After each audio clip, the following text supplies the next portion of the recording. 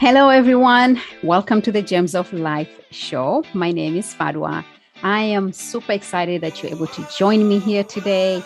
Listen, if you're a parent, a caregiver, an educator working with children, this is a video for you. Why do I say that? I'm also a parent. I am raising two children. And I know one of the things that a lot of parents are struggling with when it comes to their children is anxiety. And the past 3 years has not been easy.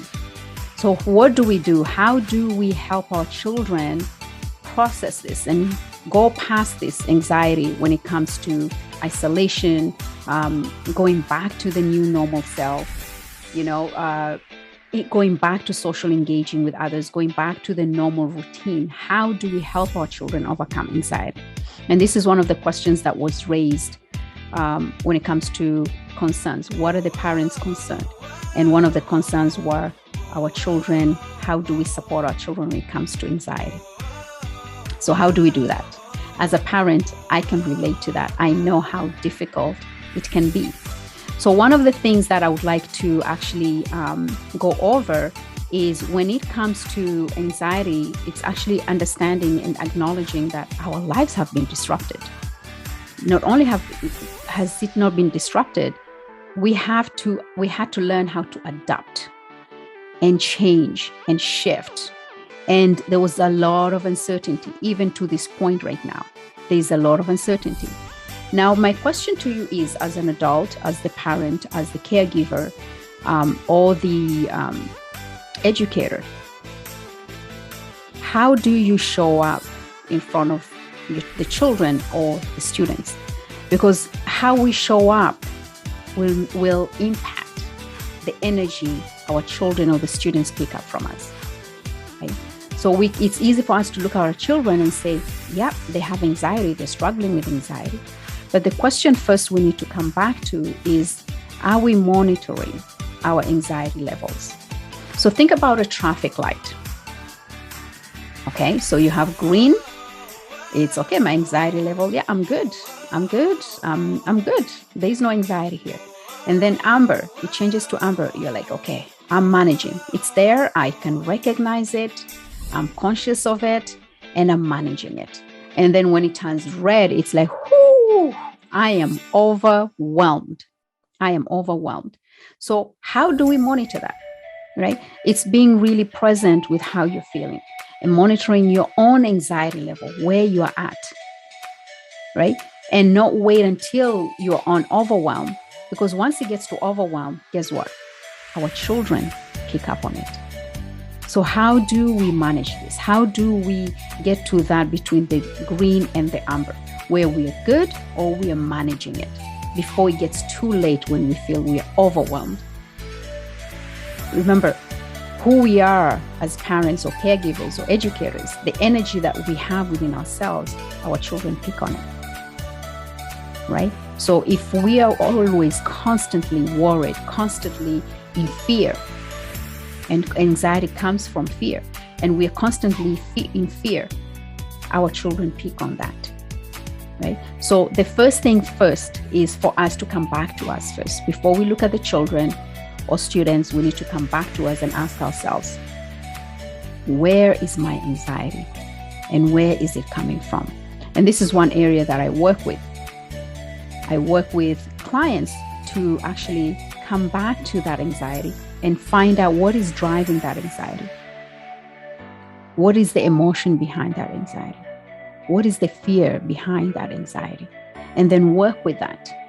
Because one of the lessons that we would like to recognize is that, and one of the biggest lessons and wisdom that I've gained is, number one, we don't react to what is happening at this moment. It's something from our past. So the anxiety that is going through right now, if you're going from manageable to overwhelm, then that says a lot about what's happening within yourself. It's something that is coming and showing up and being revealed to you from your past. So it's not something that's happening in the present. Maybe the pandemic, the uncertainty will trigger that, but certainly it's not the case at this moment. So just to have that awareness that, hold on, I am managing it. I'm aware of this sensation that I'm getting, this tension that I'm getting, this anxiety that's showing up in me. I'm aware of it, but to also recognize that it's not from this present moment. You're feeling it, but it's not from this. It's something from your past showing up right now. So maybe even understanding what triggers your anxiety. So that will be the second step. So having that awareness, and then now recognizing, okay, what is it? What event? What thing? What experience? What is it that triggers this anxiety? Because if I have anxiety and it's showing up in me, chances are my child or my children are going to pick on it. They automatically will pick on it. So managing our anxiety and understanding why we become anxious and understanding what is driving it and what is triggering that, anxiousness and the anxiety, that's key to us moving past that. Will anxiety be always there? Can we get rid of it? We can't get rid of it, but we can manage it. And eventually, as we manage it, it will slowly dissipate, right? But in the beginning, we need to first learn and recognize when it's there. So this is the third step. Once you recognize it, you are conscious of it and understand, okay, there's a trigger here. I am going through this anxiety. Okay, to actually honor, not run away from it, not escape from it, not hide from it, not disrupt yourself from it, not lash out from it, but just to take a moment and be with it. Just be with it. Give it room and space and hold it. That's all it needs. Validate it. I see you. I feel you. I hear you. And it's okay for you to be here. And hold it. And give it space to be there with you. And as you do that, you're going to notice a shift. A shift. The energy changes. And you become more aware as you do this. And you become more calmer. So the next step is, what do you do after this?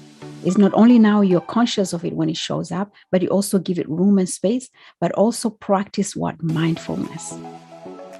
So this is another step to manage your anxiety. So instead of going to an overwhelmed drive, you can actually manage it when it shows up. So mindfulness, what are the things that are contributing to your anxiety? Maybe having a goal setting, having a task, having a routine. Set up a routine. Do you have exercise routine? Do you have meditation, grounding routine, where you just take a moment, maybe early in the morning, just to set yourself for the day, instead of waiting in the evening because you're too tired? Then set your energy. What time works best for you? And just do some grounding exercises. Do some yoga, whatever meditation exercise that works for you, that grounds you, that sets your day. Right? That will also set the tone for your anxiety, where you're able to manage it, where you go between okay, great, fantastic to manageable. So these are just some of the stuff that you can do. And as you do that, you're going to recognize that when it comes to your children, that shift of energy is going to shift, because now you're not as anxious and your children are not picking up on your energy. And when you change your energy, it automatically shifts when it comes to your children. They don't pick up that energy from you. Now they no longer feel as anxious. So how do you support them then? Work on you first.